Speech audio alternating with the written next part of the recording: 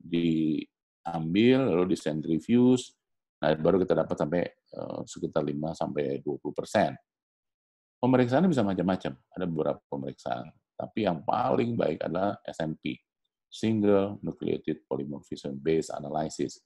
Ini bedanya, rasanya ini secara teknikal saja, antara metode pemeriksaan non-invasive prenatal testing, kalau yang masif, periksa semua kromosom. Kalau yang SMP kita fokus kita untuk melihat. Nah, yang next generation, kita bisa melihat hampir semuanya. Nah, jadi dari ekstraksi, cell-free DNA, baru kemudian nanti kita gabung untuk memeriksakan pada next sequencing tadi. Nah, ini secara umum, kalau pada NGS dia akan dikumpulkan dan baru nanti kita bisa baca, baru dihitung semuanya, sampai kita bisa menentukan ibu ini punya risk ke arah trisomi 21, 18, atau 13. Setelah itu, kita tetap akan menyampaikan hampir 99% untuk memastikan pasti kita akan meminta ambil amniocentesis untuk memastikan. Nah, inilah keunggulan kalau kita menggunakan NGS tadi, ya. Saya rasa yang perlu disampaikan dan diketahui limitasi pemeriksaan. Semua pemeriksaan tidak ada yang sempurna, ada batasan. Satu, dia harus kita pastikan ada mozaik. Dan kromosom yang di basement yang di bayi mungkin tidak mencerminkan kromosom janin, tapi kromosom dari ibu kalau bayinya 2, terutama pada kembar. Ya. Lalu misalnya ibu hamil dengan organ transplant, dia juga nggak bisa. Lalu kemudian dengan transfusi darah yang kurang dari 4 minggu, itu bisa terganggu dengan orang lain. Lalu itu tadi, vanishing twin adalah ada kembar tapi yang satunya mati. Bisa nggak twins diperiksa atau kembar? Bisa, tapi hasilnya pada seks kromosom suka rancu kedua. Nah, pada keganasan dia nggak bisa dilihat juga. Intinya ada lagi, kalau kita merawat ibu hamil, yang perlu kita lihat adalah ada pemeriksaan yang bisa cepat. Kalau kita mau memeriksakan dengan pemeriksaan first trimester kombinasi, sekarang prosedur invasif ditinggalkan karena risiko keguguran lebih besar. Dan nantinya kita akan mendapatkan hasil misalnya normal, risiko itu infeksi dan lain-lainnya juga akan menimbulkan masalah dengan ibunya. Nah, saya terima kasih nih untuk acara-acara seperti ini karena ini mengedukasi ibu-ibu untuk bisa dapat penjelasan mengenai NIPT sendiri. Yang penting, kita harus melakukan genetic counseling. Genetic counseling itu apa maksudnya?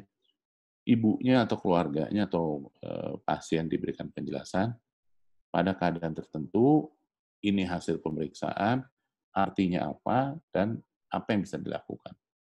Saya rasa itu yang bisa saya sampaikan mengenai NIPT. Saya nanti akan membuka diskusi kalau tidak terkait untuk NIPT, silakan. Terima kasih.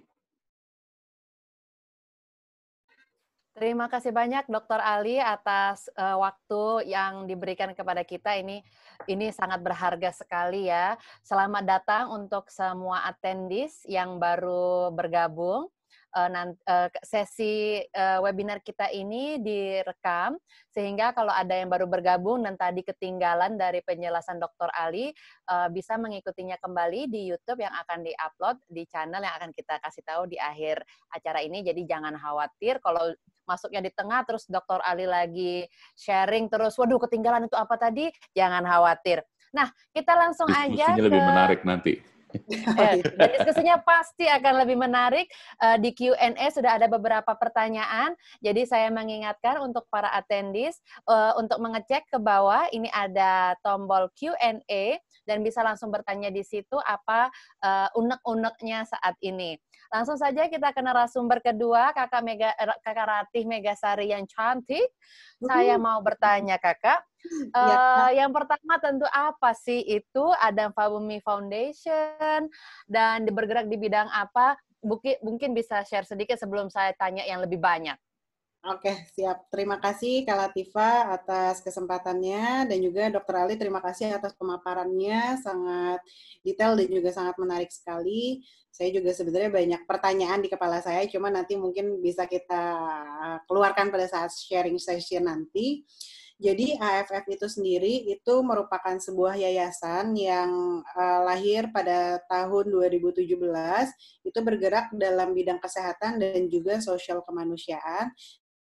Tapi sebenarnya lebih merucut lagi sekarang kita ini sebagai salah satu yayasan yang mewadahi para orang tua dengan anak-anak kebutuhan khusus, terutama dengan anak-anak yang menyandang trisomi 13 dan juga trisomi 18. Dan juga di luar daripada itu, kami juga mensupport para orang tua untuk baik itu membantu mengurangi beban biaya rumah sakit ataupun membantu biaya-biaya untuk pembelian alat kesehatan sang anak, yang terkhususnya anak-anak ini yang masih dirawat di NICU. Jadi pada saat lahir bayinya harus mendapatkan perawatan intensif seperti itu. Dan juga alhamdulillah yayasan ini sudah bergerak hampir jalan 3 tahun dengan dengan donasi juga yang sangat luar biasa sekali daripada masyarakat dari seluruh Indonesia. Jadi saya juga mengucapkan makasih di forum ini kepada seluruh teman-teman yang juga mungkin ada beberapa yang sudah mengetahui tentang Adam Fabumi Foundation. Saya mengucapkan makasih. Jadi mungkin itu Kak Latifah sedikit highlights tentang apa itu Adam Fabumi Foundation. Iya. Jadi kan Kakak Rati ini kan sekarang lagi hamil nih. Selamat ya Kakak Rati ya. Kita seneng banget loh dengernya. Terima kasih. Nah, tapi yang mau kita tanyain, gimana sih pengalamannya waktu ngerawat Adam dulu, waktu Adam didiagnosa mengidap trisomi 13, mungkin bisa share sedikit.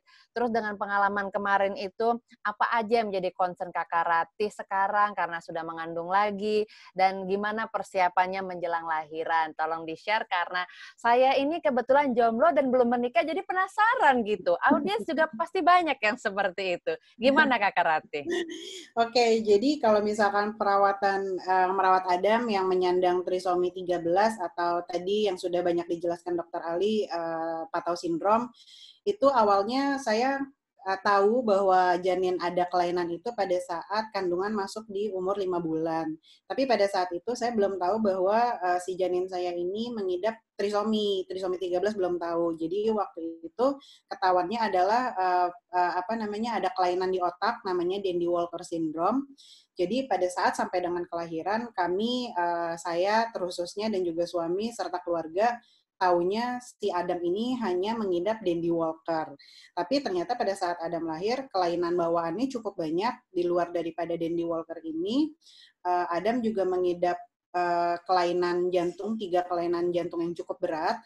Lalu juga ada kelainan di ginjal juga, kelainan saluran pernafasan, dan masih banyak lagi ada laringomalacia juga, dan juga masih ada beberapa lagi. Pada saat menemukan beberapa kelainan ini, dokter anaknya curiga takutnya ada kelainan kromosom. Akhirnya pada saat dites kromosomnya si Adam, ternyata memang benar bahwa Adam ternyata mengidap trisomi 13. Pada momen itu saya dan suami itu benar-benar kayak kaget, benar-benar nggak nyangka karena ternyata trisomi 13 ini sangat life threatening, yang dimana pada saat kita tahunya itu Dandy Walker itu tidak se-life threatening itu, dan masih banyak tindakan-tindakan yang bisa dilakukan untuk menyelamatkan si anak gitu. Cuman kalau dari pengetahuan saya ini datang dari dokter-dokter juga, kebanyakan sih anak dengan trisomi ini memang lifespan-nya tidak terlalu panjang. Itu sebenarnya yang bikin shock. Tapi alhamdulillah saya dikelilingin oleh orang-orang yang sangat luar biasa sekali, sangat suportif. Jadi walaupun saya merawat anak dengan adanya kelainan, mereka tetap mengasih support bahwa insya Allah pasti akan ada jalan untuk Adam bisa melewati kehidupannya sehari-hari dan lain sebagainya seperti itu. Lalu akhirnya Adam itu kemarin itu dia dirawat di NICU itu kurang lebih selama 3 bulan dirawat di NICU. Lalu akhirnya karena kita tahu bahwa tidak ada tindakan khusus untuk anak trisomi, karena sebenarnya Adam pada saat itu juga tidak bisa dioperasi dan lain sebagainya. Akhirnya kita memutuskan untuk membawa Adam pulang. Jadi rumah kita itu, kita jadi ada satu ruangan, itu dibikin kayak ruangan ICU lah, semacam mini ICU di rumah, dan yang boleh masuk itu hanya si saya, orang tuanya, dan juga hanya perawatnya doang. Jadi hanya kita bertiga yang boleh masuk ruangan itu. Selebihnya semua orang tidak boleh masuk karena Adam ini sangat rentan sekali terkena penularan penyakit, baik itu flu ataupun batuk, yang dimana untuk anak mengidap penyakit jantung itu kalau udah kena batuk atau flu itu sakitnya tuh jadi bukan sakit yang bisa disembuhin dengan obat-obat apotik gitu, nggak bisa. Itu bisa malah masuk lagi ke ICU lagi begitu. Jadi itu pengalaman yang luar biasa, 7 bulan 7 bulan merawat Adam, baik itu pada saat di rumah sakit selama 3 bulan dan di rumah kita mendapatkan kesempatan untuk untuk merawat Adam, walaupun juga itu banyak kendala-kendalanya sebenarnya, tapi alhamdulillah selalu bisa kami lewatilah bersama-sama begitu. Dan juga persiapannya bagaimana persiapan saya mengalami kelanjutan kehamilan yang sekarang ini. Alhamdulillah saya dikaruniain anak yang kedua, sekarang saya masuk umur ke-7 bulan kandungannya. Jadi persiapan saya menjelang lahiran itu adalah pertama, karena saya punya histori Adam dengan trisomi 13 ini, saya kemarin itu akhirnya melakukan tes NIPT, seperti yang tadi sudah Dr. Ali jelaskan. Itu saya melakukan tes NIPT, itu saya kemarin ada melalui Prodia juga melakukan tes NIPT, dan alhamdulillah hasil tesnya itu adalah low risk untuk anak-anak low risk untuk nantinya insya Allah anaknya itu lahir dengan trisomi 13, 18 maupun 21 itu hasilnya low risk hasil daripada NIPT kemarin. Jadi persiapannya sih sebenarnya saya banyak selain tes NIPT itu saya juga lebih banyak melakukan makan makanan yang bergizi dan lain sebagainya, terus juga banyakin gerak untuk olahraga karena juga sebenarnya saya masih berharap kemarin itu alhamdulillah pada saat lahiran Adam saya masih bisa melakukannya secara normal. Sekarang sih pengennya juga seperti itu lagi, tapi maksudnya apapun itu kondisinya, walaupun normal ataupun sesar, yang penting anaknya bisa lahir secara sehat dan selamat, pada prinsipnya sih itu. Jadi sebenarnya amin.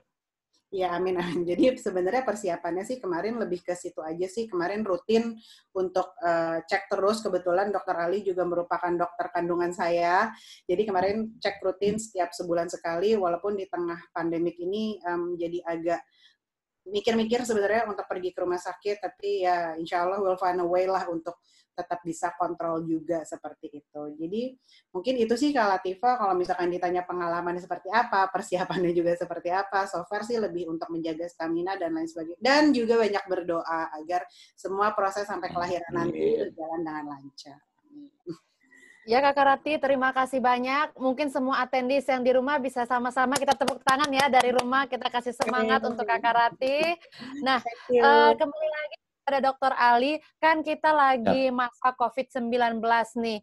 Sudah banyak sekali yang bertanya, melewatin Google Forms sebelumnya dan juga ke kita-kita, bagaimana caranya menghadapi kehamilan di masa COVID-19 ini. Kalau mau hamil, mau merencanakan kehamilan, apakah hal yang tepat?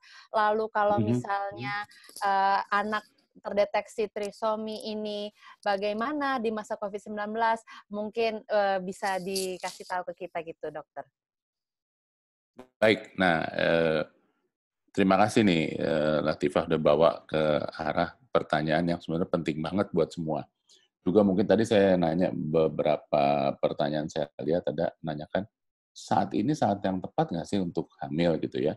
Yang perlu disampaikan pertama mengenai COVID dulu. COVID ini penyakit yang baru dan viral infeksi. Masalahnya adalah kita belum tahu obatnya. Nah, itu masalah. Tapi sepakat semua, obat itu bukan obatnya. Mencegahnya penularan adalah kita tidak pergi, kita diam, tidak kemana-mana. Artinya, kita memutus rantai kontaknya. Semua sepakat ya. Yang jadi pertanyaan, dia bisa spreading dan kena pada semua orang termasuk ibu hamil. Jadi bagaimana menanganinya pada ibu yang hamil? Sudah banyak papernya di dunia sudah sampai keluar. Jadi yang kita proteksi adalah ibunya dari COVID-nya. Sekarang kalau dia kena COVID terus dia harus bersalin, kita harus bantu ibunya. Tentunya persiapan atau preparasinya beda dengan yang tidak terkena COVID. Kenapa? Biasanya kita bayangkan kalau dia harus lahir normal, harus dengan tekanan negatif, alat pelindung dirinya banyak banget. Kalau pada satu center biasanya kita akan coba lahirkan dengan operasi supaya segera bisa lahirkan, dan semua sepakat untuk memisahkan antara ibu dan bayi. Inilah yang pandemi yang susahnya. Tapi menyusu, dia masih boleh menyusui dengan ibunya, dia pernah diberikan kalau ibunya menderita COVID pada keadaan seperti ini. Tapi sekarang yang jadi masalah, aduh saya takut saya sedang hamil, bagaimana antenatal care? Prinsip tetap sama, kita berusaha untuk tidak kontak dengan masalah kita nggak tahu siapa yang terkena COVID karena sekarang ada yang tanpa gejala. Jadi di rumah, saya takut ke rumah sakit karena saya harus kontrol. Prinsipnya benar tadi Ibu Rati sampaikan, jaga makanannya, kita jaga jangan sampai terinfeksi, pakai masker, nggak punya pilihan. Menurut saya pakai masker. Kenapa? Masker ini kita membantu tidak menularkan ke orang lain dan kita tidak tertular.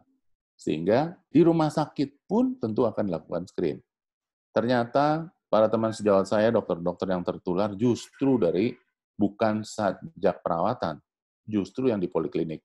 Makanya jangan heran nanti kalau di poliklinik justru kita ketemu dokter-dokternya harus pakai pakaian yang full cover, yang N95, tapi kita minta pasiennya juga kalau datang kontrol dengan harus menyampaikan informasi yang benar, pakai masker. Itu pertanyaan, antenatal care gimana? Betul yang direkomendasikan.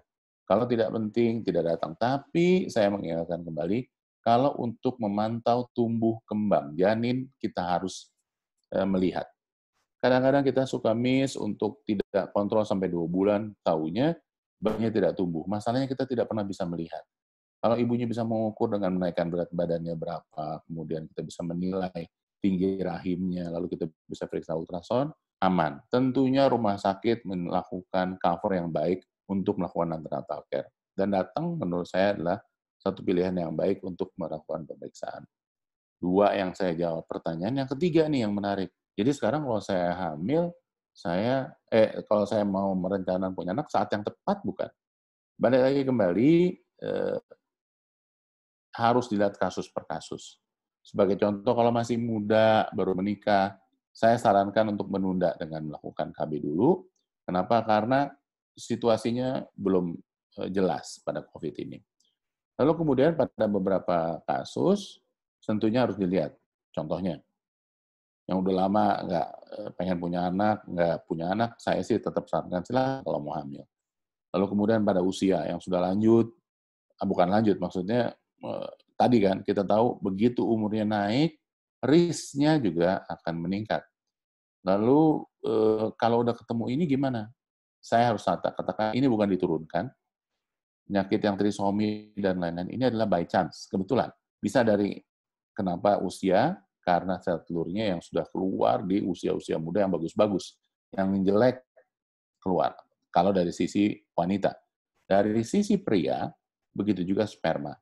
Kalau keadaannya nggak bagus, kalau ada 70 juta sekali keluar, tentunya nggak semuanya bagus. Tapi kita berharap yang terbaiklah yang menang, yang membuahi. Sehingga tidak terjadi kelainan kromosom. Itu secara umum yang saya jawab untuk pertanyaan Latifah yang 2 atau 3 tadi. Terima kasih. Ya, terima kasih banyak dokter atas jawabannya. Kita langsung masuk ke sesi tanya jawab ya. Jadi kembali lagi, selamat datang bagi attendees yang baru bergabung. Kita sudah jalan selama 45 menit webinar Trisomy Awareness. Dr. Ali sudah menjelaskan tentang trisomi dan Kakak Rati juga udah sharing pengalamannya ketika dengan anak pertamanya Adam Fabumi. Nah, dari pertanyaan-pertanyaan yang sudah masuk di Google Sheets, rata-rata itu bertanya apa saja tes untuk mengetahui adanya trisomi. Nah, lalu tadi kan ada juga yang bertanya nih, apa kelainan kromosom itu faktor turunan dari orang tuanya? Nah, ini kan sudah dijawab sama Dokter Ali juga nih. Tapi yang paling banyak ditanyakan ini, kalau anak pertamanya kena, lalu apakah anak keduanya juga akan kena, begitu dokter? Dan itu mungkin pertanyaan. Nah, terima kasih Latifah. Ini pertanyaannya juga, saya senang nih Latifah mengcompile gitu, lalu kemudian menyampaikan semacam sarinya. Itu pertanyaan yang terakhir yang akan saya menjawab. Saya sampaikan bahwa ini by chance. Kenapa? Kenapa saya mau bilang by chance? Saya punya sampel. Tuh, Ibu Ratih itu salah satu sampel, tuh contoh. Oh iya. Jadi kalau dia anak pertama, yang kedua begitu lagi nggak? Satu, jangan takut, jangan berprasangka buruk terhadap Allah. Ini by chance, tidak diturunkan. Yang diturunkan itu kalau misalnya dia kelainan orang tuanya, ya itu bisa diturunkan. Tapi ini keduanya normal. Kalau kemudian sekarang dapat, aduh saya takut hamil lagi untuk nanti dapat begini. Enggak. Saya sampaikan, ini by chance, dapatnya kebetulan. Tapi risknya meningkat kalau umurnya juga naik. Sehingga apa yang bisa dilakukan? Orang tua tuh selalu nanya, aduh dokter saya takut nanti anak saya begini lagi, saya sehingga takut.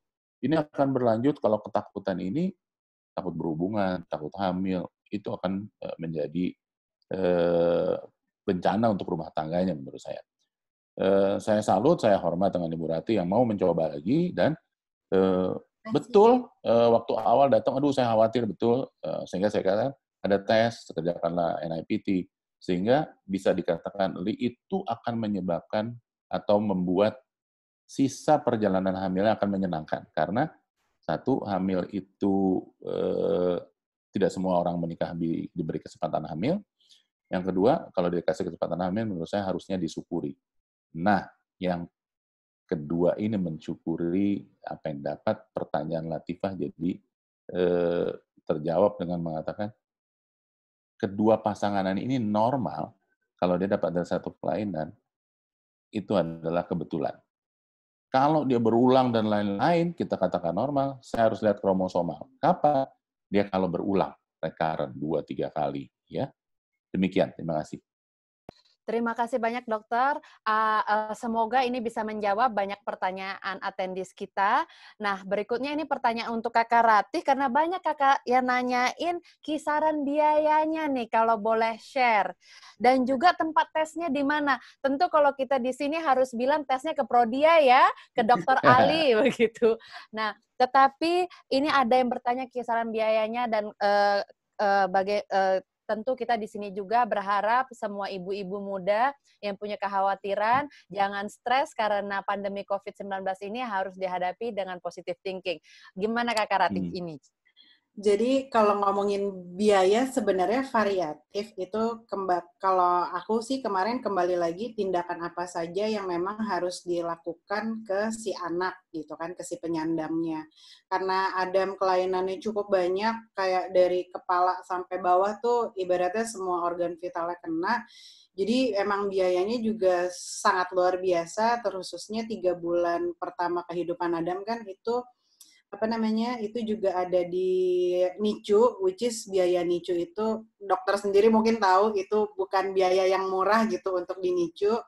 Cuman ya kembali lagi yang namanya rezeki anak itu selalu ada. Jadi aku percaya dan uang itu bisa dicari. Jadi sebenarnya berapapun biayanya yang namanya orang tua pasti akan mengusahakan agar itu bisa terpenuhi begitu. Apalagi untuk anaknya gitu ya. Biayanya sebenarnya variatif, kayak NICU sendiri, aduh kalau aku ngomongin biaya kayaknya agak gimana gitu ya. Jadi pada prinsipnya sih sebenarnya pernah juga waktu itu kita harus sampai membeli ventilator pulang ke rumah karena di NICU itu sudah tidak ada tindakan maksudnya Adamnya tidak bisa dioperasi dan lain sebagainya, karena justru kalau dioperasi malah membahayakan jiwanya, itu yang ditakutkan. Jadi akhirnya kita memutuskan bikin ICU sendiri di rumah, tapi tetap harus standby ventilator, which is harga ventilator itu juga sungguh sangat fantastis. Mungkin kalau teman-teman, ini kayaknya masih ada di jejak rekam internet kita gitu, kalau di Google, mungkin kalau dibuka ventilator untuk Adam namanya, itu nanti keluar di Kita Bisa. Alhamdulillah itu penggalangan dananya saya kemarin bikin campaign itu untuk 500 juta. Alhamdulillah yang kekumpul itu sekitar 600 atau 700 juta, saya lupa. Dan itu kekumpul dalam waktu hampir 1 minggu. Jadi itu luar biasanya the power of netizen. Itu adalah ternyata masih banyak orang baik di dunia ini, dan saya juga nggak nyangka hampir 700 juta itu kekumpul kurang lebih dalam waktu 1 minggu. Itu saja baru dari pengadaan ventilator. Maksudnya masih banyak lagi pengeluaran-pengeluaran lainnya, kehidupan sehari-harinya Adam, biaya kontrol, biaya ini itu, ganti tracheostomi dan lain sebagainya. Ya itu bisa do the math lah kira-kira berapa. Cuman yang pasti aku ngerasa emang kalau misalkan pada saat hamil, amit-amit ternyata terdiagnosa, itu memang kondisinya itu nggak bisa diapa-apain. Tapi setidaknya kalau si ibu, si orang tua ini tahu kondisi janinnya ternyata ada kelainan, setidaknya pertama yang bisa dilakukan adalah bisa nabung untuk finansial si anak pada saat nanti lahiran. Karena ya itu balik lagi, biaya NICU itu nggak murah, biaya perawatan itu nggak murah, semua serba mahal lah ibaratnya. Lalu yang kedua juga setidaknya ada persiapan mental. Kalau kemarin kan saya nggak tahu tuh ternyata anaknya trisomi 13, jadi pada saat divonis tuh rasanya down banget, parah. Tapi pada saat misalkan kita lagi hamil terus tahu anaknya ada kelainan, setidaknya persiapan mental yang juga bisa dipersiapkan seperti itu. Jadi mungkin itu sih Kak Latifah yang bisa aku share terkait pertanyaan Kak Latifah tadi. Semoga menjawab. Terima kasih banyak Kakak Rati. Kita lanjut pertanyaan berikutnya nih buat Dokter Ali. Dokter, saya bacakan nih karena detail nih. Ini yang nanya suaminya buat istrinya ini, Dokter. Bagaimana mengantisipasi supaya tidak terjadi trisomi ketika lahirnya janin tersebut? Karena di efek COVID-19 ini, Bumil sudah 30 hari mengendap di rumah. 30 hari mengendap di rumah dan jarang bergerak olahraga. Takutnya terjadi seperti kaki yang pengkor, masalah pernafasan, dan kelainan bentuk tulang belakang yang melengkung. Bagaimana ini, dokter? Oke, baik. Terima kasih. Yang disampaikan Ibu Ratih itu benar bahwa perawatan NICU itu mahal banget. Perawatan NICU mahal banget. Gambarnya 1 hari. Kalau rumah sakit 10 juta untuk NICU doang di luar obat dan lain-lain, itu mahal banget. Lalu kemudian menjawab pertanyaannya Latifah tadi, gimana nih kalau ibu tidak bergerak? Prinsipnya sebenarnya nanti ibunya mengendap, nggak bergerak, bayinya nggak ada aktivitas. Allah adil, di dalam rahim ada ketuban, bayi akan bergerak, lalu kemudian aktif. Justru kalau ketubannya pecah, ketubannya berkurang, itu yang menyebabkan bayinya, betul, kakinya tidak sempurna bergerak. Kita harus bergerak tangan. Semua orang pasti nggak akan ada yang diam dia. Nah, untuk ibunya sendiri, ibu hamil harusnya ada aktivitas. Aktivitasnya itu adalah exercise yang diminta sebenarnya cukup setengah jam. Setengah jam itu kadang-kadang suka dimanipulasi dengan, dok saya jalan di mall bisa 1 jam, dok bisa 2 jam. Nggak dihitung, karena dia berhenti-berhenti. Karena dia tidak pernah mencapai training zone, latihan. Yang dilatih kardiak. Kenapa kardiak mesti dilatih? Karena ibu hamil mengalami protective hypervolume. Ada pengenceran darah yang kalau nggak diantisipasi, percaya, 34 minggu ibu pasti ngos-ngosan. Dokter saya ngap, ataupun yang lain. Nah, itu terjadi karena tidak dilatihnya kardiak yang terbebani 1/4 liter lebih untuk sirkulasi. Nah, saya ingin sampaikan ke ibu-ibu, di rumah nggak bisa, dok. Ada pilihan sepeda statis, ada pilihan berenang, atau jalan. Yang paling murah jalan. Aduh, di rumah aja. Di rumah nggak keluar, jalan aja. Bolak-balik, sampaikan sampai 20 menit. Itu sudah exercise yang melatih. Jadi sebenarnya nggak punya alasan untuk diam di rumah. Lalu kemudian, untuk mencegah terjadinya, kalau melahirkan tidak menjadi trisomi. Trisomi terjadinya di depan, di pertama. Jadi, bukan di tengahnya normal, terus tiba-tiba jadi trisomi. Tidak. Trisomi adalah kelainan kromosom yang mestinya dia 2 jadi 3. Itu terjadinya pada saat pembuahan di depan. Jadi pada saat awal sekali. Berikutnya di belakang adalah yang tadilah kalau ada skoliosis, gangguan tulang belakang, gangguan jantung, kalau namanya sindrom pasti ada beberapa kelainan, tidak sendirian. Contohnya tadi sindrom trisomi 13. Saya sampaikan tadi, ginjal krusial, orang kalau nggak punya ginjal nggak bisa hidup. Jantung krusial, ya. Hepar krusial. Tapi pada trisomi 13 ada otak juga gangguan, jantung gangguan, sehingga tadi kita akan berjuang untuk simptomnya saja yang bisa kita perbaiki. Nah, itu contoh yang paling bisa menjelaskan hal tadi. Demikian, Latifah. Terima kasih banyak dokter atas penjelasannya. Kembali untuk para attendees, kita ini ada fitur raise hand. Jika ketika attendees pengen nanya langsung, kelihatan di screen bareng sama kita, kita akan memberikan 2 penanya untuk secara langsung bertanya kepada Dr. Ali tanpa harus ngetik-ngetik. Nah, bisa dicek di bawah ada fitur raise hand. Jadi nanti kita akan buka setelah saya membacakan pertanyaan berikutnya yang berhubungan dengan NIPT, karena banyak sekali yang dari Q&A live saat ini yang menanyakan NIPT kepada Dr. Ali. Ini saya rangkum lagi aja ya dokter ya. Ya, Apakah silakan. keakurasian NIPT itu sama untuk setiap macam trisomi? Lalu berapa harga untuk pemeriksaan NIPT ini? Kemudian apabila dia dapatkan hasil yang tidak baik, apa yang harus dilakukan? Lalu ada lagi yang bertanya, dokter, kalau untuk NIPT bisa mendeteksi kelainan seperti DSD46XY tidak ya? Bagaimana persiapan sebelum hamil kedua apabila anak pertama memiliki kelainan kromosom, dok? Oh, ini sudah dijawab tadi. Kembali lagi untuk para attendees yang baru join, sesi kita akan di-upload di YouTube. Jadi kalau ketinggalan di awal-awal yang penjelasan dari Dr. Ali dan sharing session dari Kakak Rati, jangan khawatir, bisa nonton lagi setelah di-upload. Makanya harus tetap stay di sini ya. Nah, apalagi ini soal NIPT.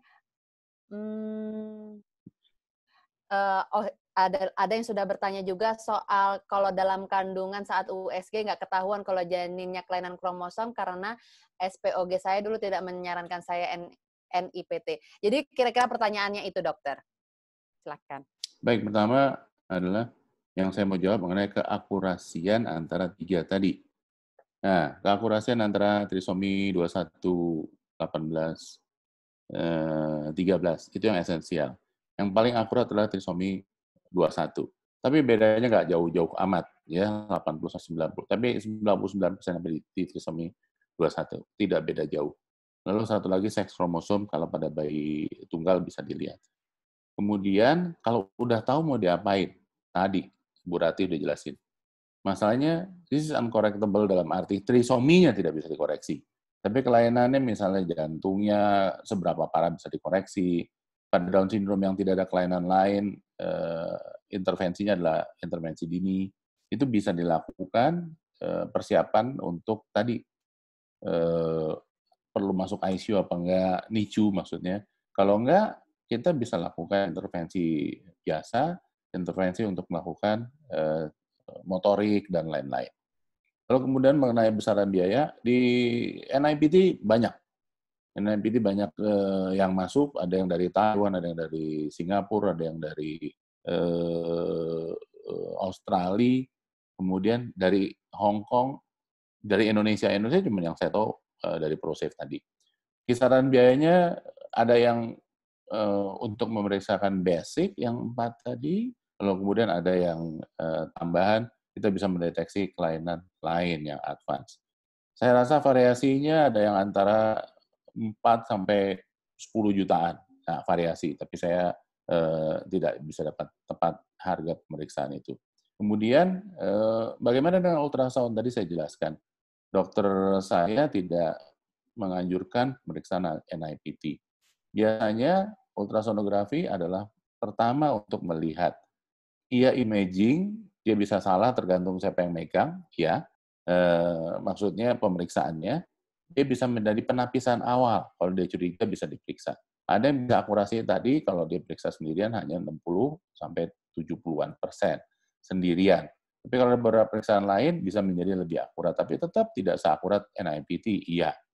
Nah, bagaimana kita bisa tahu kalau pemeriksaan dari ultrasound ada beberapa kelainan jantung, satu bisa kita lihat.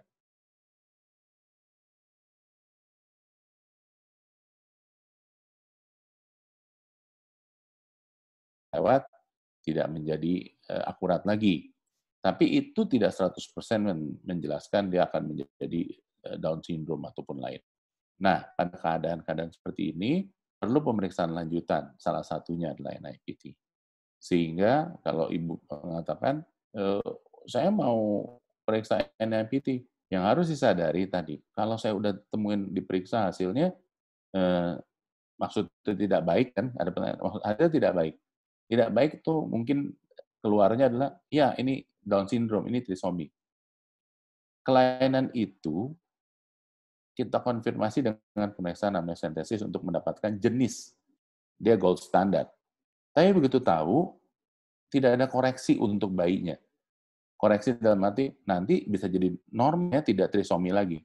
Karena si 3 ini, kromosomnya jadi 3, nggak bisa dilepas lagi. Dia tetap gini. Bisa misalnya ini dari ibu, atau 3 itu dari ayah, begitu ya. Yang mestinya begini, dia jadi ada satu yang ikut, itu yang namanya trisomi. Nah, itu yang mau saya sampaikan. Terima kasih. Terima kasih banyak dokter atas penjelasannya. Sekarang kita akan buka yang fitur raise hand. Ini sudah ada yang mau bertanya, mungkin host bisa dibantu untuk ngebuka ke, ini nggak ada namanya, tapi pakai nomor telepon plus kayak ngiklan telemarketing zaman dulu nih. Ya silahkan.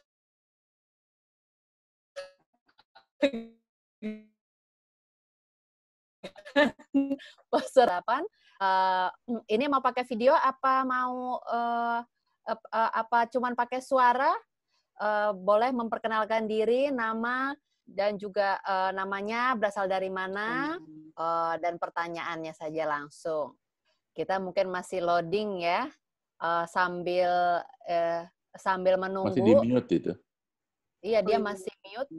Kakak host mungkin bisa dibantu kalau dia adanya bisa mungkin sambil menunggu teknisnya dibereskan sama kakak host. Mungkin kembali lagi nanya dulu ke kakak Ratih, bagaimana persiapannya dengan kehamilan mau Ramadan ini? Kan Jumat kita sudah puasa. Gimana kakak Ratih?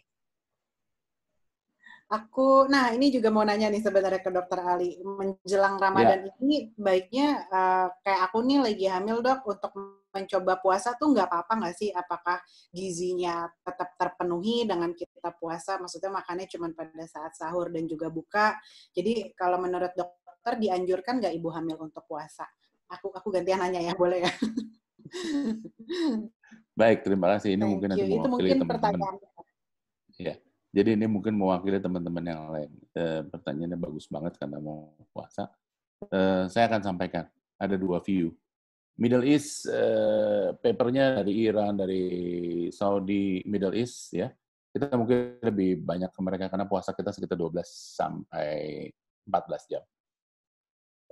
Itu penelitiannya bahkan mereka kan membalik pagi jadi malam, malam jadi siang. Mereka habis buka puasa makan, lalu kemudian sholat tarawih, makan lagi, lalu kemudian sahur, makan lagi. Makan lebih banyak. Ibu-ibu yang lewat masa Ramadan, terus kemudian lahir, bayinya kan lebih besar, sekitar 50-100 gram. Itu bayangin. Nah, kita kaget-kaget. Tapi, begitu kita melihat paper yang keluar dari Kanada, Inggris, Society mengatakan jangan puasa. Kenapa? Puasa itu 18 jam. Ya. Ada toleransi hipoglikemi yang dialami bayi. Tapi kalau di Indonesia, saya akan sampaikan ke pasien saya, silahkan. Tapi kembali lagi, yang menilai kuat atau tidak bukan saya dokternya, tapi yang mengalami ibunya. Ya, saya akan anjurkan, sahurlah menjelang imsak. Asupan cairan harus cukup, lalu kemudian makanan normal seperti biasa, Lalu begitu dia buka puasa, segerakan. Nanti dia makan lagi sebelum dia tidur. Jadi setelah sholat, sebelum tidur makan lagi. Ini rasanya tidak ada masalah untuk kehamilannya. Tapi begitu di tengah-tengah mengalami hipoglikemia atau lain, silahkan buka puasa. Saya rasa itu. Oke, sip. Saya akan coba puasa berarti Kak Latifah semampu yang saya bisa. Semoga dilancarkan. Amin, amin. Kita semua mendoakan supaya sehat-sehat. Baik ibu dan juga bayinya. Saya rasa peserta dengan nomor 08187880 sekian-sekian masih mengalami kesalahan teknis. Jadi kita lanjut saja ke pertanyaan di Q&A. Ini banyak yang bertanya cukup panjang nih dokter. Saya bacakan mana ya. Dok, kalau by chance anak pertama saya kelainan jantung bawaan dan saya coba anak kedua ternyata lahir trisomi 18. So, ada masalah apa ini ya? Apa yang salah? Dan 2 kehamilan itu saya dengan bayi tabung. Kenapa sudah hamil dengan bayi tabung saya bisa dapat anak yang luar biasa? Mungkin ini pertanyaannya, Dok, karena satu aja ini. Ya, jadi tadi saya sampaikan juga. Kalau dia berulang, kita akan minta untuk pemeriksaan karyotyping dari kedua orang tuanya. Ya, satu. Yang kita akan nilai adalah sebenarnya ada yang diturunkan kalau kesalahan tapi harus sama terus-terusan kalau karyotyping pada kedua orang tuanya. Bisa dinilai itu. Yang jadi masalah, 2 yang didapatkan itu adalah kelainannya beda gitu loh. Kelainan beda. Jadi satu kelainan jantung nih ya, jantungnya doang. Dia bukan sindrom biasanya. Gagal menutup, gagal pembentukan begitu. Tapi kalau sindrom trisomi 18 nih, beneran. Itu sindrom, betul. Dapat. Lalu kalau bilang, kalau gitu saya bayi tabung aja deh. Itulah yang membedakan dia dengan NIPT. NIPT sudah hamil kita periksa, tapi yang namanya PGD pada bayi tabung, pre-genetic consulting, diagnostik itu dikerjakan kalau ibu mau menyampaikan, lalu kemudian diambil satu bagian dari yang mau diimplantasikan, diperiksa. Kalau ada yang lain, ada kelainan, dia nggak akan masukin. Tapi yang jadi masalah belum tentu itu yang nempel, dia berkembang, tidak bakal ada kelainan. Belum tentu. Tapi diusahakan yang paling sedikit minimal risk-nya. Itu jawaban pertanyaannya. Terima kasih. Baik dokter, kita lanjutkan ke pertanyaan berikutnya. Kalau ini dari attendees yang sudah kehilangan anaknya tapi masih penasaran gitu, kayak belum mendapatkan jawaban ya dokter ya. Dok, mau tanya dong, saya sudah kehilangan anak saya. Saat itu anak saya bertahan di usia 3 bulan 20 hari dan baru meninggal juga 14 Maret kemarin. Innalillahi wa inna ilaihi raji'un. Kami turut berduka cita, Mbak. Waktu lahir itu baru ketahuan trisomi 18 dan saya yang curiga anak saya karena Edward dari tangannya. Jadi yang mau saya tanyakan dan bikin saya penasaran, 1, apakah dalam kandungan saat USG nggak ketahuan kalau janinnya kelainan kromosom? Karena SPOG saya dulu tidak menyarankan NIPT. Dan 2, saat usia 24 minggu, 4D cuma ketahuan ada kelainan jantung yang kecil banget di VSD dan ada kelainan di otak. Ada kista choroid plexus. Di situ apa iya dokter kandungannya tidak mencurigai janinnya kelainan kromosom? Baik, Gitu, jadi kalau mau ditanya, dok, kelainan kromosom bisa dideteksi pakai USG nggak? Saya harus bilang nggak bisa, karena kita nggak tahu jenis kelainannya. Jenis kelainannya bisa dilihat dengan apa? Tadi kita bisa ambil sampel dari cairan ketuban, lalu kemudian kita periksa, namanya karyotyping. Kita bisa melihat jenisnya, ya. Kemudian waktu di dalam kandungan dokternya nggak bisa ngelihat atau tidak terdeteksi. Balik lagi di depan saya bilang, ultrasonografi itu imaging, kayak kamera foto, termasuk sudut angle-nya, bisa dilihat apa enggak. Di 24 minggu dia udah lihat ada kelainan jantung, ventricular septal defect, ya. Ada bocor, sebenarnya katanya kecil, bagus banget bisa diagnosis itu. Lalu ada kista plexus choroid di otak. Kalau kita ketemu lebih dari satu kelainan, saya harus sampaikan kemungkinan itu sindrom, sehingga patut dicurigai untuk suatu kromosomal defect. Kadang-kadang kelainannya banyak, multiple congenital anomali. Multiple misalnya, ususnya nggak nutup, jantungnya geser ke kanan, ada bocor, lalu kemudian nggak terbentuk ginjalnya. Itu multiple congenital anomali. Yang kayak begitu biasanya sindrom, tapi mungkin bukan sindrom yang konvensional seperti trisomi 13, 18, atau 21. Nah, kelainan-kelainan yang klasik tadi, sebenarnya tadi, misalnya saya curiga nggak, kalau lihat ukuran kepalanya kecil nih, rasanya saya curiga. Cuma kita mesti cari lagi, sehingga kita bisa dapetin kelainan lain, ya. Tapi nggak semua mampu. Jadi misalnya bukan soal mampu ya, ada yang rutin diperiksa, ada yang memang mencari. Jadi biasanya pemeriksaan itu dilakukan oleh teman-teman di ketua maternal. Gitu. Terima kasih. Terima kasih banyak dokter. Sekarang saya mau kembali nanya ke Kakak Ratih nih, ada yang bertanya. Apakah resiko memiliki anak dengan trisomi bisa diketahui sebelum program kehamilan direncanakan? Kenapa saya rasa pertanyaan ini lebih cocok ke Kakak Ratih? Karena Kakak kan sudah punya anak pertama dan sekarang mau ke anak kedua yang direncanakan seperti itu. Jadi bagaimana sih proses yang Kakak Ratih lalui sehingga Kakak itu akhirnya merasa oke deh saya mau jalan untuk merencanakan kehamilan berikutnya? Oke, thank you Kak Latifah atas pertanyaannya. Jadi sebenarnya momentum, oke deh saya mau rencana anak berikutnya gitu. Itu sebenarnya malah sebenarnya nggak direncanakan gitu. Jadi tiba-tiba aku dapat simptom, kayaknya hamil nih seperti itu. Tapi sebelum saya tahu saya hamil, saya ini memang maksudnya selalu ngasih tahu ke diri sendiri gitu bahwa jangan sampai histori yang Adam kemarin itu malah bikin saya dan juga suami trauma untuk memiliki anak berikutnya, karena pada saat kita merawat Adam memang kan sudah konsultasi ke banyak dokter dan juga baca di internet, jurnal dan lain sebagainya, bahwa seperti yang tadi dokter Ali bilang itu by chance. Jadi bahkan aku pernah baca kalaupun itu terulang lagi itu kisarannya paling hanya 1% lah gitu kalau itu bisa terulang kembali gitu. Jadi saya selalu meyakinkan diri sendiri, intinya jangan sampai kejadian kemarin bikin trauma, dan alhamdulillah kayaknya karena aku punya mindset yang seperti itu, jadi pada saat sebenarnya ada rasa pengen anak kedua, harapannya itu adalah semoga nanti anak berikutnya kondisinya lahir dengan sehat dan juga selamat. Lebih ke situ aja sih kayaknya. Semua tuh kembali lagi ke apa yang kita pikirkan sih. Kayak aku percaya banget kayak positive vibes tuh ngaruh banget sih buat aku gitu ya.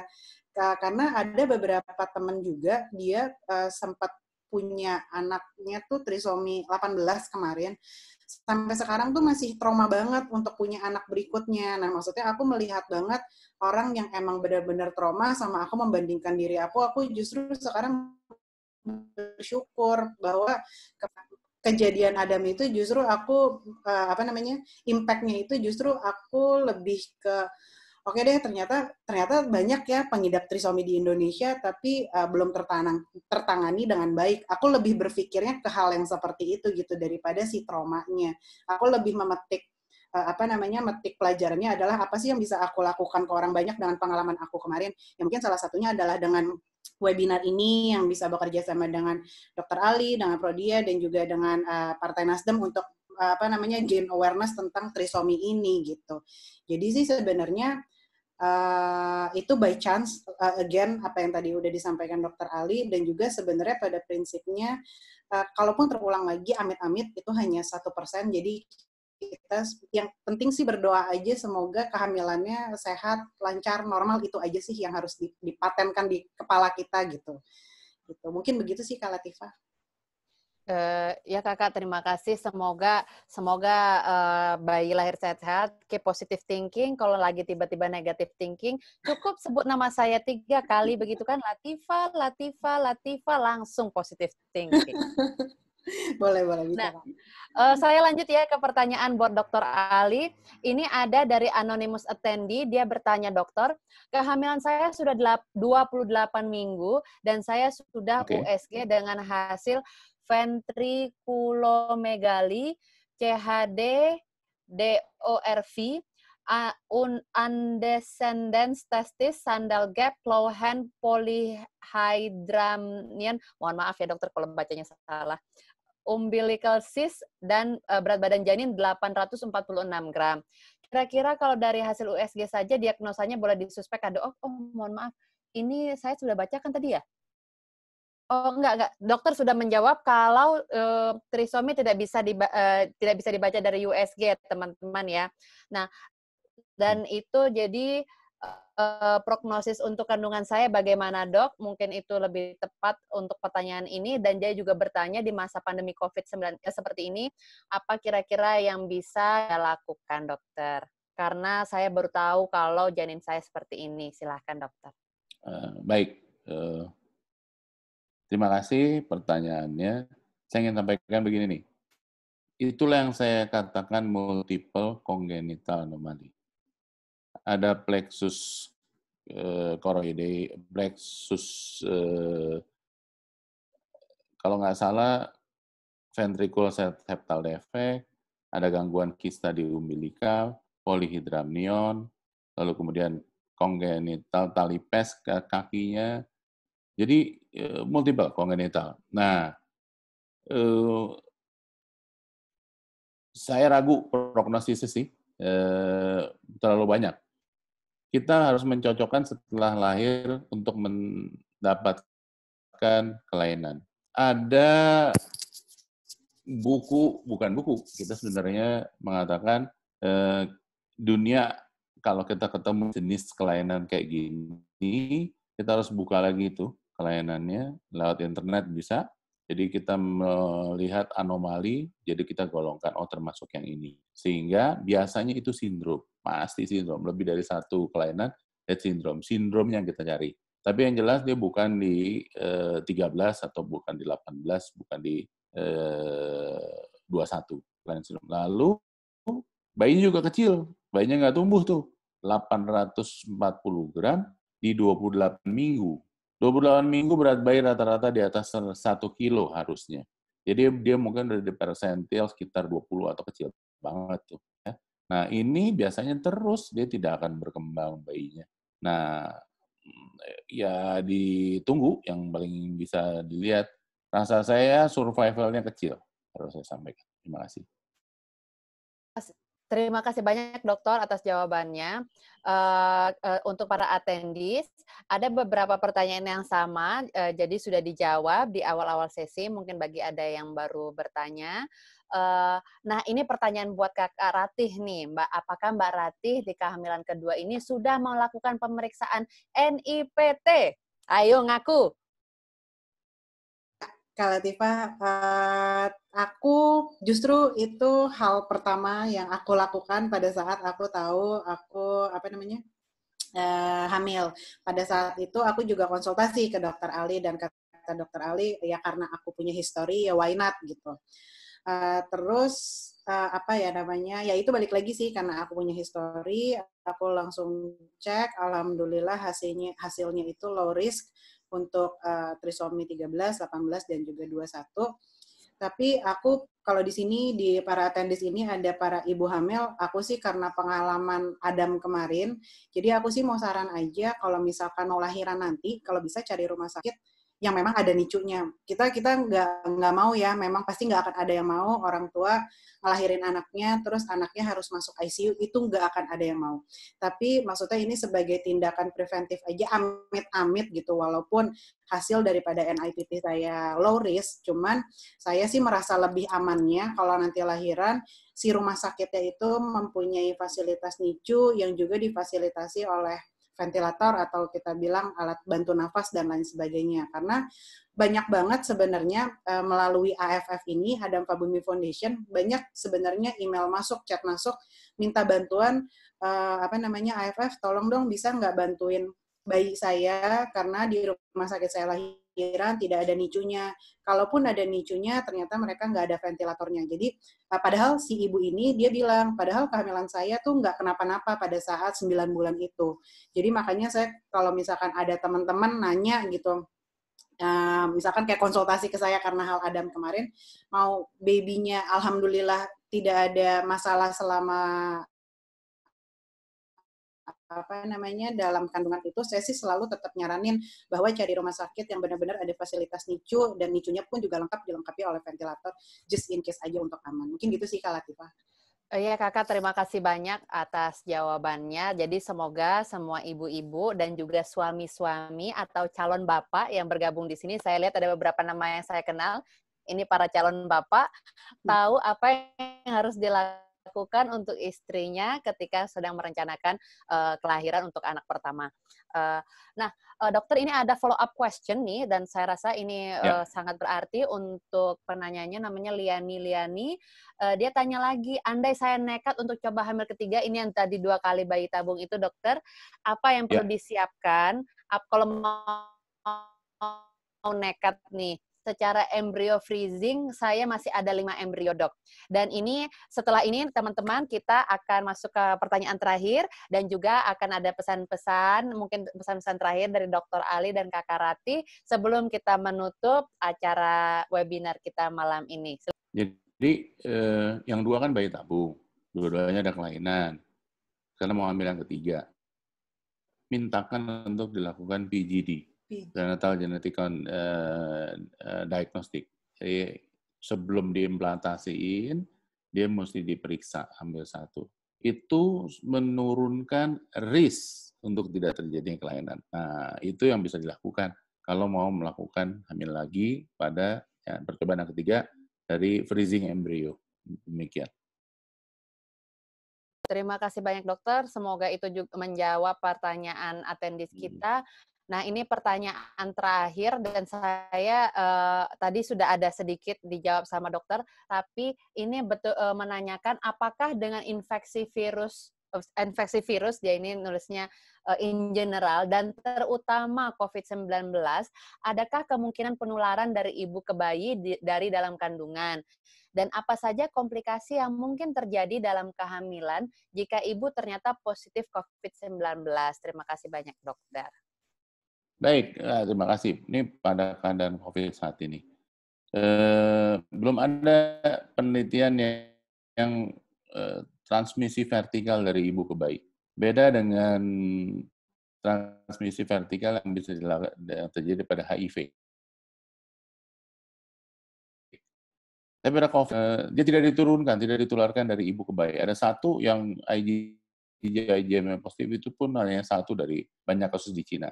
Ada bayi yang tertular 5 jam setelah lahiran, itu pun tertular dari airborne. Jadi ibunya nafas dari, makanya kenapa di Taiwan mereka membuat semacam face shield untuk bayinya juga di rumah sakit. Karena dia ditularkan, dia ikut saluran nafas pada COVID. Lalu bagaimana kejadian kalau bayi lahir dari ibu dengan positif COVID? Ingat, ibu dengan positif COVID, kalau dia positif COVID, dia harus diisolasi. Nah, kemudian di ruang isolasi dan dia harus dipantau. Kalau dia harus melahirkan, tadi saya sampaikan, mungkin dalam kondisi seperti ini, usulannya adalah dia dilahirkan di kamar operasi dengan tekanan negatif untuk melahirkan bayinya dan tidak dirawat gabung. Bagaimana kalau ibu dengan COVID positif sudah menjelang persalinan? Saya sih menyampaikan sebaiknya dilahirkan di kamar dengan tekanan negatif, diisolasi atau di kamar operasi, dan tetap bayinya tidak lakukan menyusu dini, dipisahkan dengan supra. Karena tidak ada penelitian yang masuk sampai hari ini, tidak ada yang ditularkan melewat transmisi vertikal, tapi dia lewat droplet. Begitu. Terima kasih.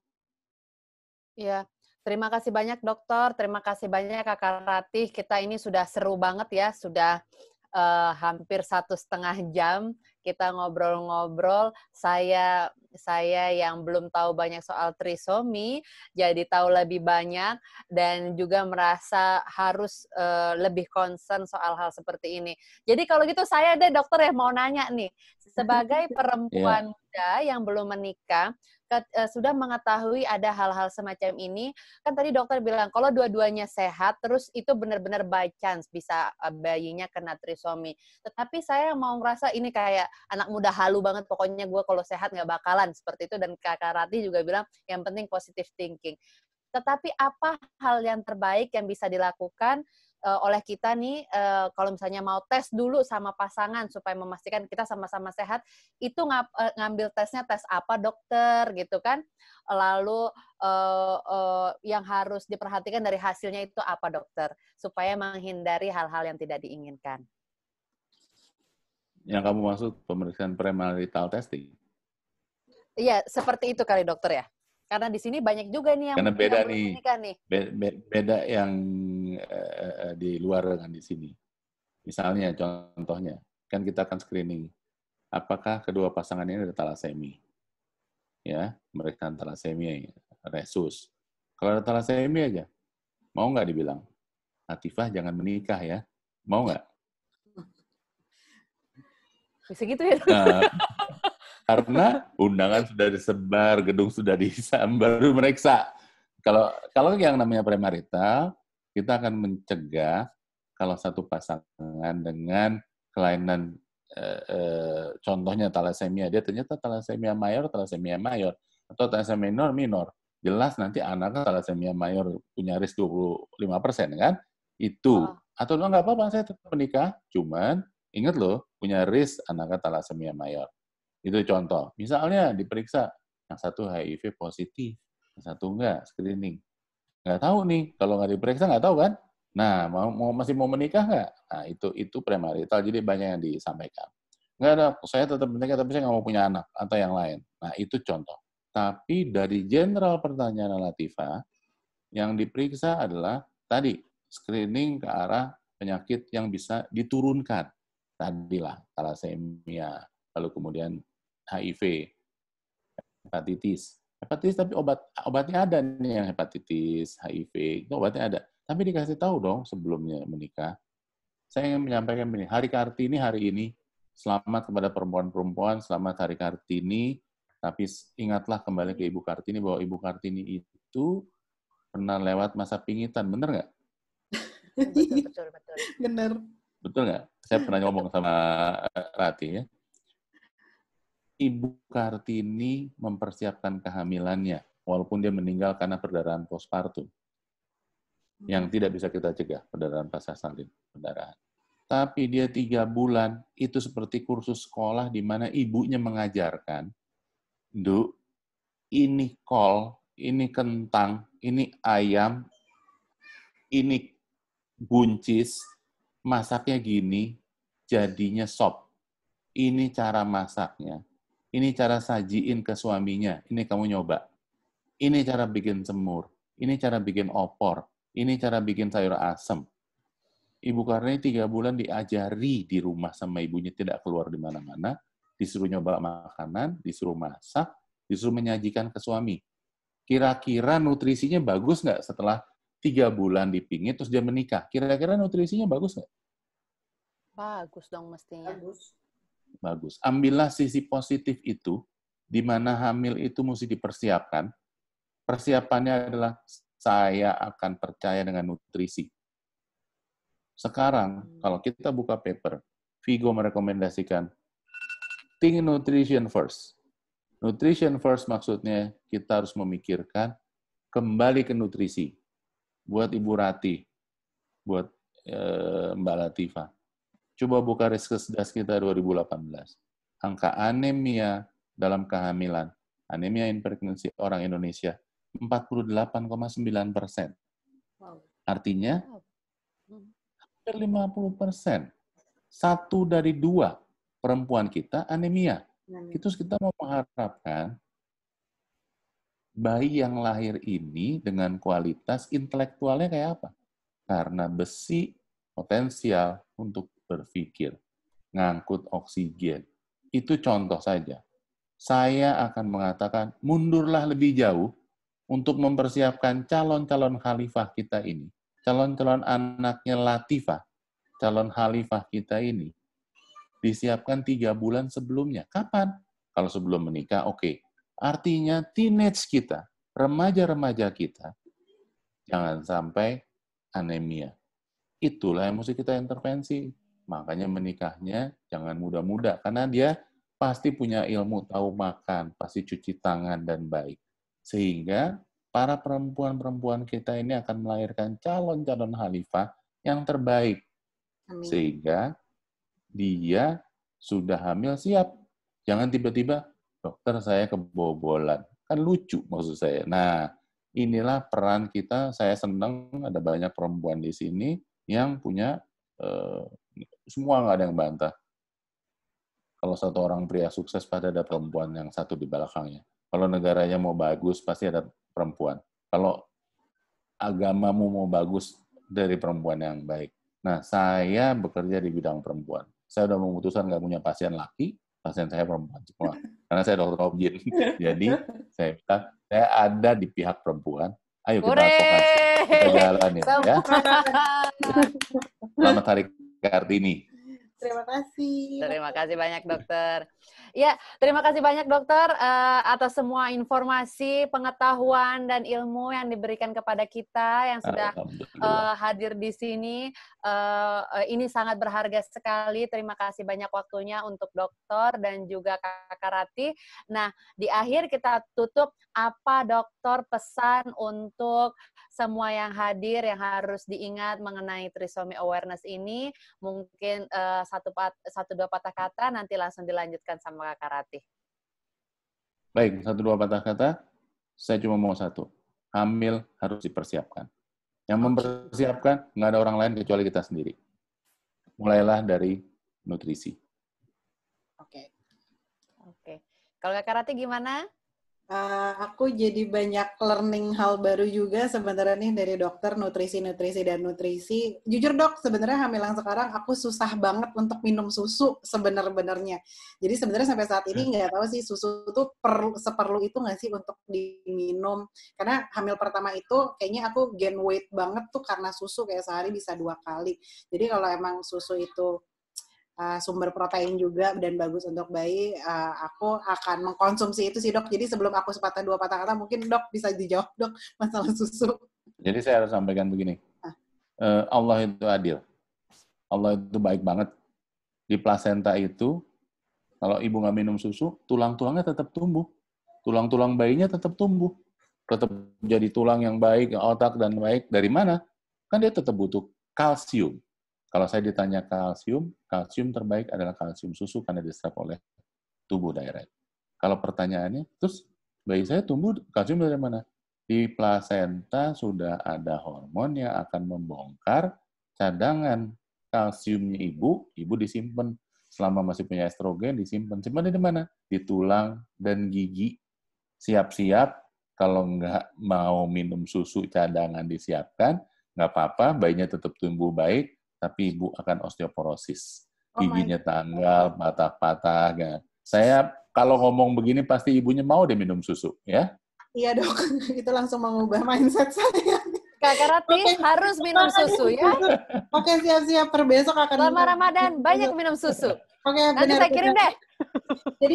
Jadi susunya bukan susu manis. Yang bikin kamu naik berat badannya bukan susunya, tapi gulanya.